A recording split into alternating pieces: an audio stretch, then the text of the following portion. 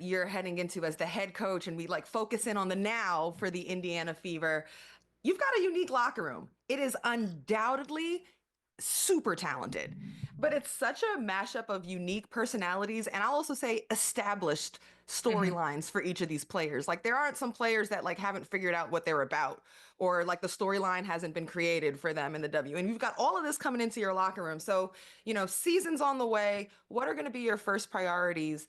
Maybe even exercises in creating common ground and meshing this team. Yeah, I think one of the early conversations, for us as a coaching staff has just been about connection and building relationship and, approaching the players who were in that locker room a year ago hey, like, what is it that you want to accomplish?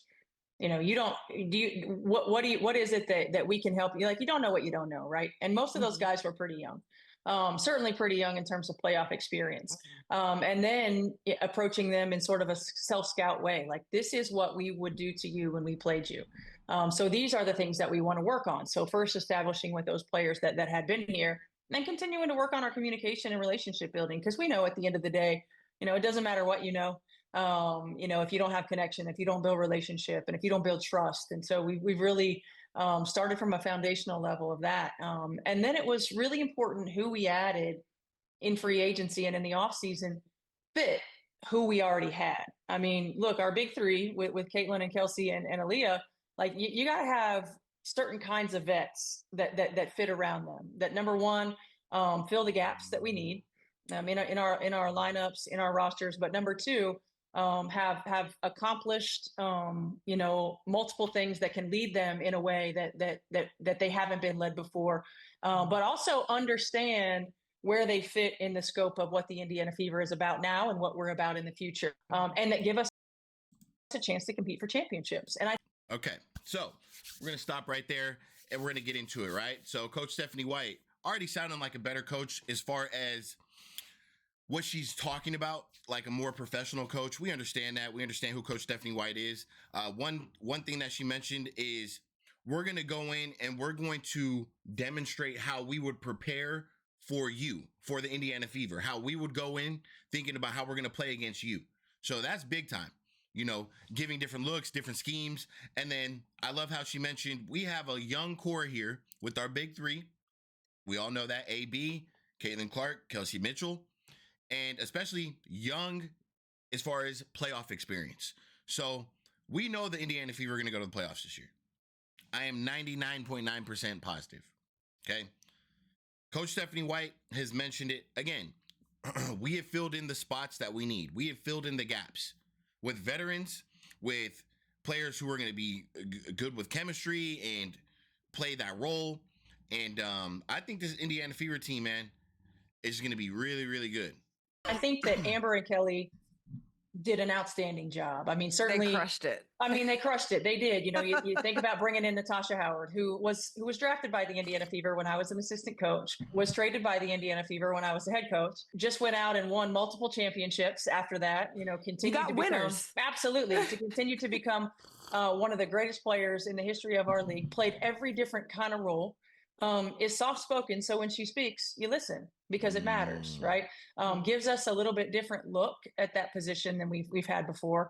Dewana Bonner, who, again, winner, right, has won at every level, competed and won it for a championship in Phoenix, competed for championships with us in Connecticut. Versatility, which is critical for our system and what we want. Ultra competitive. But also like a mother hen, right? So can be that one that can like push you and challenge you, but also like embrace you and hug you and help you understand all the things that go along with the ups and downs and the long season that we have, this sprint marathon of a season. And can knock down a shot, can spread the floor, can do all the things that we need to do. Sydney Colson, a backup point guard, was really important for us. Again, a winner at every level, different kinds and vibes and different kind of leadership, like not afraid to speak her mind, like has been through the rigor and the battles, has played, has not played, has been in rotation, has not been in rotation, was called upon when Chelsea Gray goes down with injury in the finals and ultimately helps them win the series after not having played a lot throughout the course of the season. So has played various roles and understands, how important it is to stay ready. Is one of those players who can nip things in the bud in the locker room without it having to get to us as coaches.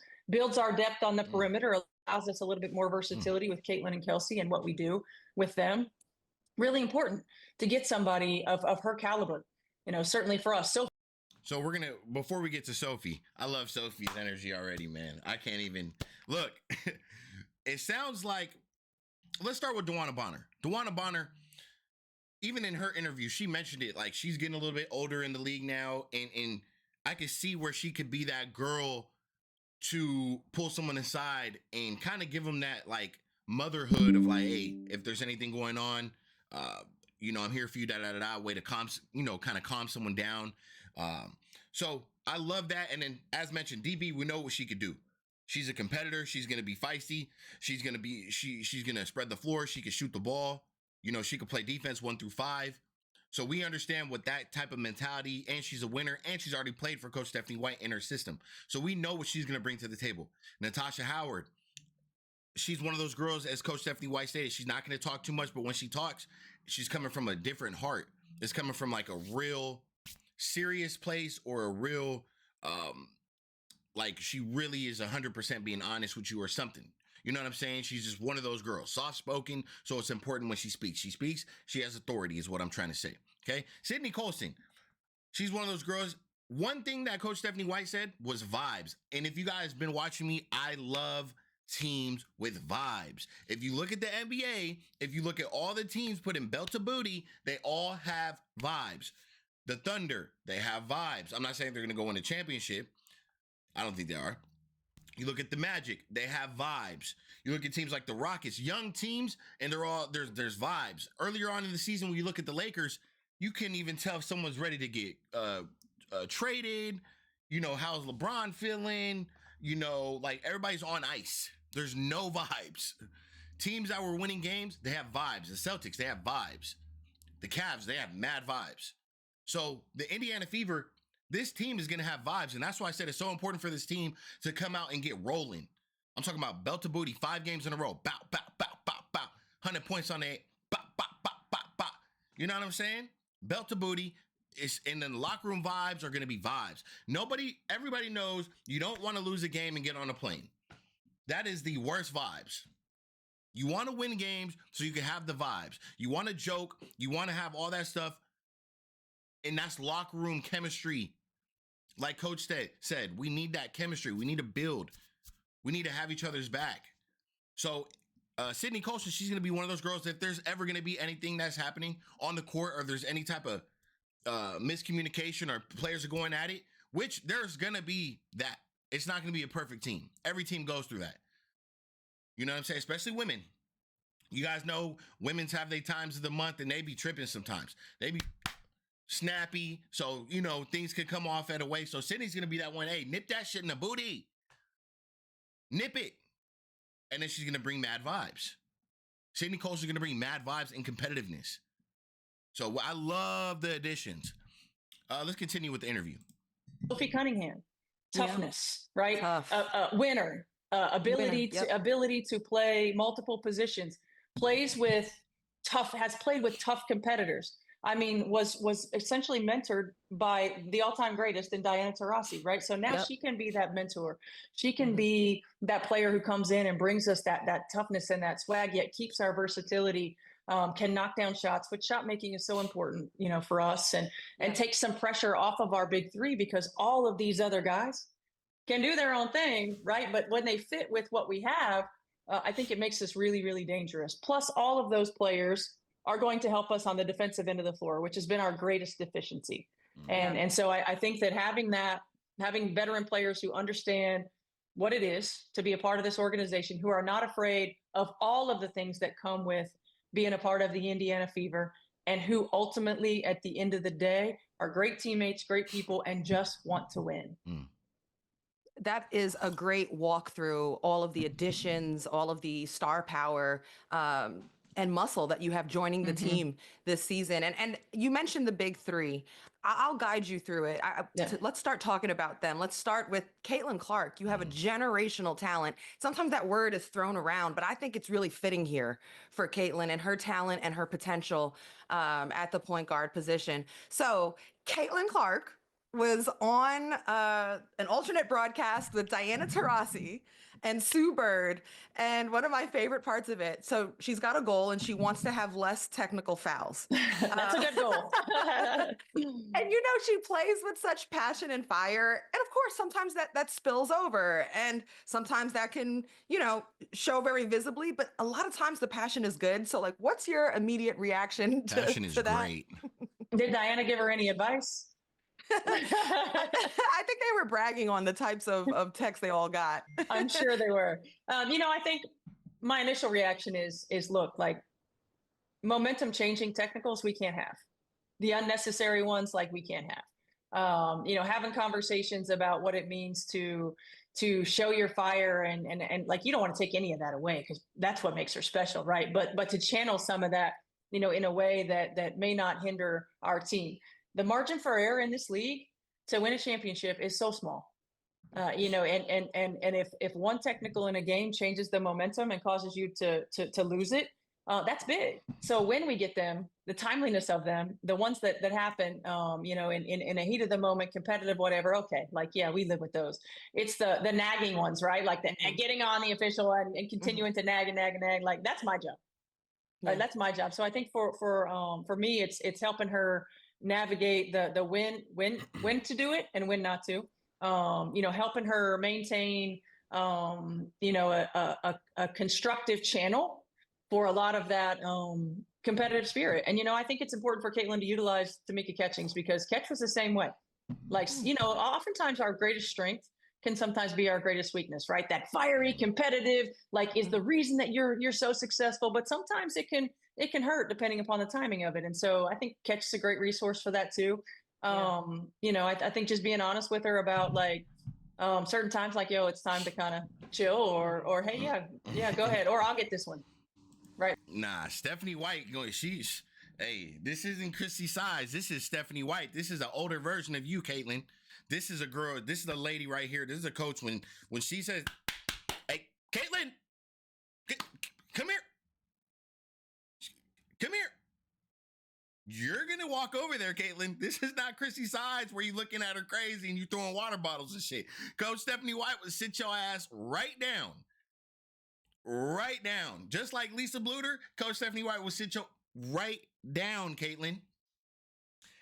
And if you, like I said, if you've been watching me, this is one thing, me and Caitlin, this is one thing I'm on Caitlin's booty about. I will go off on a rant about Caitlin for 5 minutes straight.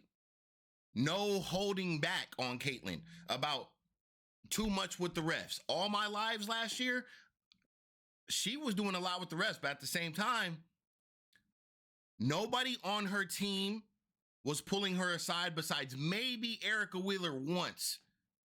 It's almost like when Caitlin Clark was talking, these girls they just watching her. Like, no. DeWanna Bonner's pulling your ass to the side. Cunningham, she might jump in with you and go at it with the ref, but most of the time she's going to pull you to the side. This year, there's going to be a lot of, no, Caitlin, come here.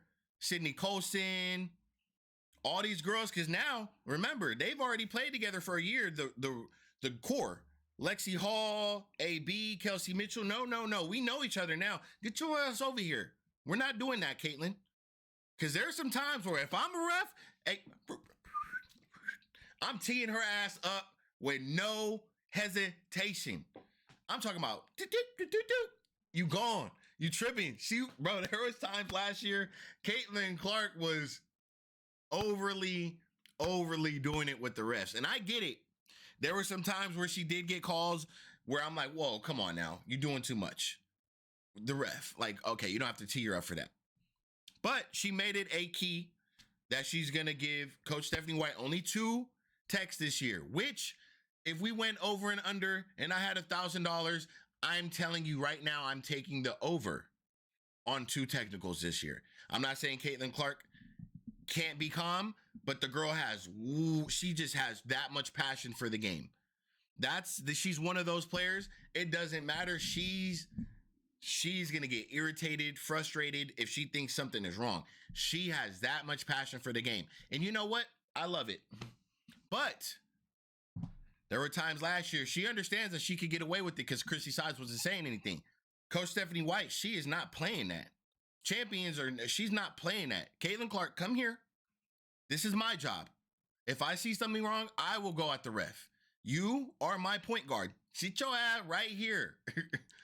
Cool off for a second. Sydney, get off the bench. Go in for 2 minutes. Caitlin Clark, you're going to sit right here. I'm going to have a discussion with you. We're going to walk up and down the sideline. I'm going to give you some words. Hey, I understand there's a BS call. Blah, blah, blah, blah, blah. I need you to go in there and bust their ass. Blah, blah, blah. I need you to go get the team involved. Do what you got to do. Okay? One thing about Caitlin, like I said, she has that much passion for the game.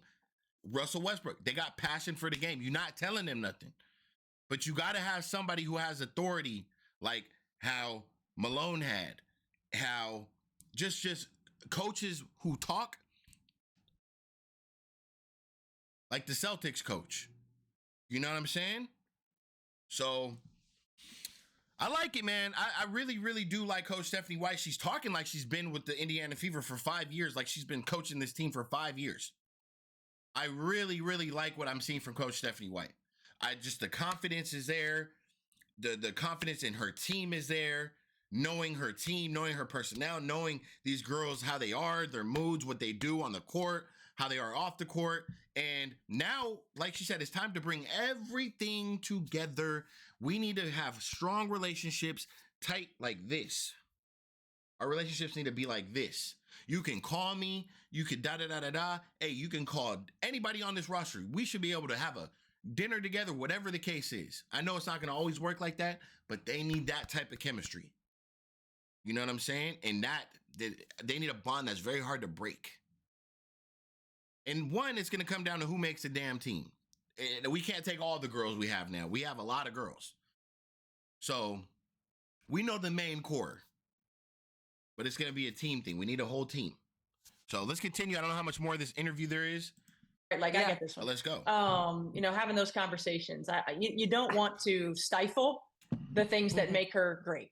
But you also have to take into consideration all of the things that go into the ultimate opportunities for success for your team. Mm-hmm. I think this is why it's so great that you're coach here, because as a broadcaster covering you as a coach, players have often said you're a player's coach. Mm-hmm. And I feel like this is one of those moments where you've got a good feel for it in working with her. Okay, so besides this decreasing text, we already know that Caitlin has put on some strength and muscle. She had that viral picture. Yeah, you saw that. Yeah, I asked her if it was photoshopped. She said it was AI. No, but we know she's putting work in in the weight room. AI. But besides those two things, what?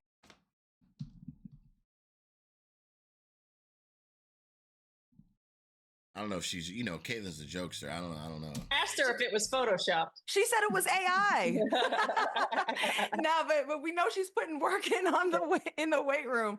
But besides those two things, what aspects of her game would you like to work with her on for this season? Yeah, I mean, certainly getting stronger was one. The level of physicality in the W is totally different. That's the way that teams have to try to keep her off balance, keeping a low center of gravity. There are times where she plays a little bit upright, making sure core strength and her ability to move with time under tension and stay in a low center of gravity is important. Lateral movement, one of the challenges that we're coming to her with right away is on the defensive end of the floor. Use your size, use your length. You've got to that's got to be a priority, right? That's got to be a priority to play both ends, because we don't have to go from 11 or 12 to 1 or 2, but we got to get to middle of the pack.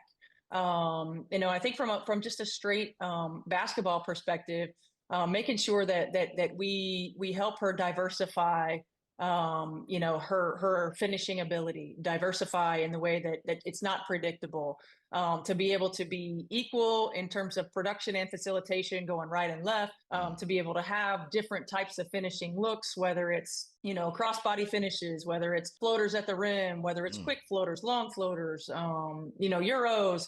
You can't quite be as fundamentally predictable with as much athleticism, speed, quickness, and as much as the game plan is going to be geared toward her.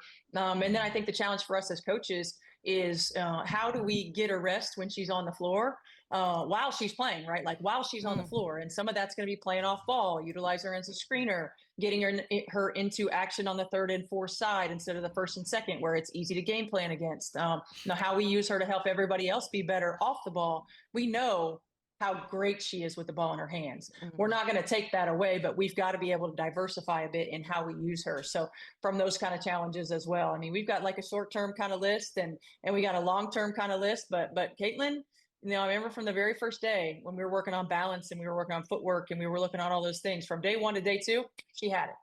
Wow. Like she's a perfectionist and she wants it and she's going to work on it. So that long list might get shorter every day. Every day we're. I'm not going to lie. Coach Stephanie White is going to elevate Caitlin Clark. Coach Stephanie White is going to elevate Caitlin Clark. Oh, shit. The league should be a little worried. You didn't give Caitlin the wrong coach. I know you guys, I love Lisa. Lisa, you allowed Caitlin Clark to be Caitlin Clark. You believed in Caitlin Clark. You trusted in her ability. You always had her back. You got on her when needed. You were like a second mother to her, and you allowed Caitlin Clark to develop to be Caitlin Clark. Now, Coach Stephanie White, she's going to elevate her to another level. To another level. I mean, listening to Coach Stephanie White talk, bro, it sounds like Caitlin's like damn near her daughter. Like, and then you hear, and I keep telling you guys this, when I watched Caitlin Clark that first training practice with Keith Porter, Coach Stephanie White, and the other 2 assistant coaches, Caitlin Clark was doing shit that I'm like, whoa, you training like an NBA player. You doing shit off the, what Steph does.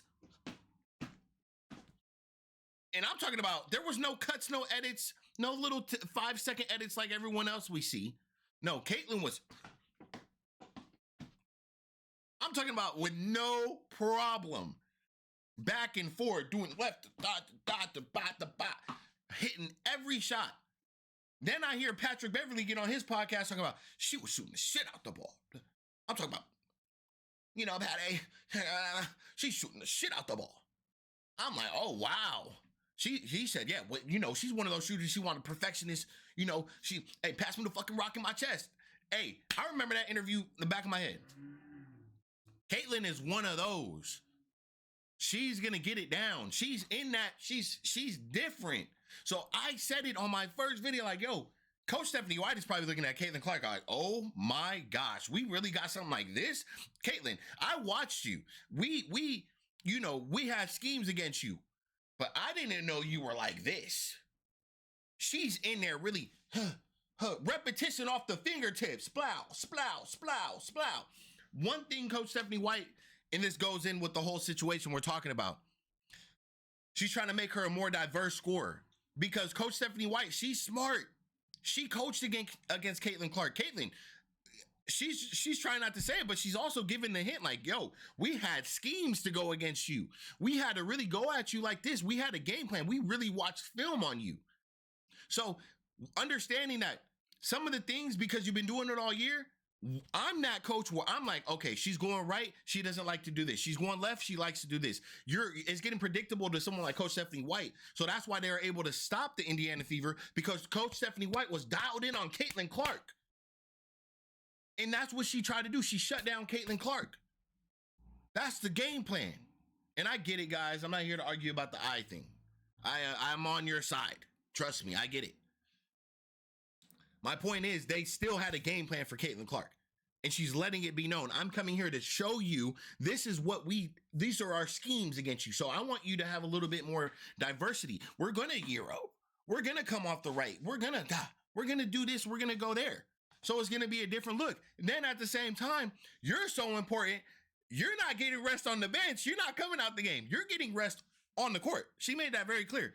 Yeah, I'm going to get her rest. We're trying to figure out how to get her rest. And the lady right here, she's looking, no, Coach Stephanie, she said, no, on the court. Well, how are we going to get her rest on the court? So now we're going to play her off ball. We're going to have her screen. We're going to have her play the 3 and 4 gaps. We're going to have her do different things and different looks to where she's not exerting so much energy, because guess what? You're going to be locked in on defense too, Caitlin Clark, because this is a defensive team now. We are going to be a defensive team, and defense is going to lead the offense, and we're going to win championships. I'm telling you, I have the most confidence in Coach Stephanie White and this Indiana Fever team. The way she is talking, she sounds like a Olympian coach. Seriously. And she knows her players. And I love how she's talking about Caitlin Clark. I love everything we're talking about right here. All right, let's continue. In practice. Another part of the list, And I probably missed some things in there, but I'm covering some things that that are just takes right a look at Aliyah Boston, because that 2-player game between Caitlin Clark and Aliyah Boston, by the end of the season, Steph, it really had a lot of growth and rhythm and flow to it. So what do you envision, that part of the game, especially Aliyah Boston here in year 2 of them together? Yeah, I think number one, yes, you're absolutely right. I love the way that they work together in the 2-man game. They got so good at reading one another. I think Aliyah is an outstanding facilitator as well from that post position. So we're going to use her a little bit more like a hub, right? Like a little bit more like a Jokic in how she gets the ball, and whether that's in the trail, in a lot of our stuff in flow, or whether that's on the block. I don't want her to have to work as hard, like one-on-one. I don't want her to have to just pound and body and dribble in a one-on-one situation to get shots. We want to make her life easier. How can we get her touches at the rim where she can just go right into her finishes? How can we get her touches off the block where then we can run off ball action and she can be a facilitator? Then she can get into other actions that allow her to move after she's gotten rid of it, to get some easy buckets, as opposed to just everybody knows a strong side pick and roll is coming. So a little bit more movement, a little bit more usage in her in terms of facilitating, and a little bit more versatility in her game. I mean, challenging her to become a consistent, doesn't have to be high volume, but a consistent 3-point shooter, like looking for those, being able to use other aspects of her game outside of just pounding with her back to the basket. If I'm Aliyah Boston, I like that, Coach Stephanie White, because Aliyah did have this problem last year where she would, it's not a problem, but she was a traditional big pound. And remember, I just told you, Aliyah, she's not looking too like chunky right now. She's looking real slim diddy lim, so real slim Jim, right? She's not that strong. If you watch her set screens, they're not that strong. She's more of a, I'm out of there. I'm rolling. It's not really a screen. So that's my point. Aliyah's not that big either. She's big, but she's not big. She's not like a real, she's not big body. You know what I'm saying? She's not real big body. She's more of a slim body. So maybe that could be part of the game plan. You're going to be shooting threes. And we saw Aliyah Boston, nice little form last year. She was hitting some. But now if we can spread the floor and you hitting threes, because we got rebounders. Don't forget, Caitlin Clark and DeWanna Bonner were in the top 20 for rebounding last year. So I believe. You might have to fact check me on that. I know Caitlin led point guards, but I'm pretty sure DeWanna Bonner was in there, or Natasha Howard, one of the bigs. Yes. So, yes, we have rebounders, right? And then also, that's gonna keep you from just bodying. You're not that big. You ain't a Jonquel Jones. You're not an Alyssa Thomas. You're not a Stephanie Dolson. You're not you're just not that. You could do it, but you're just not built like that yet. You're still young.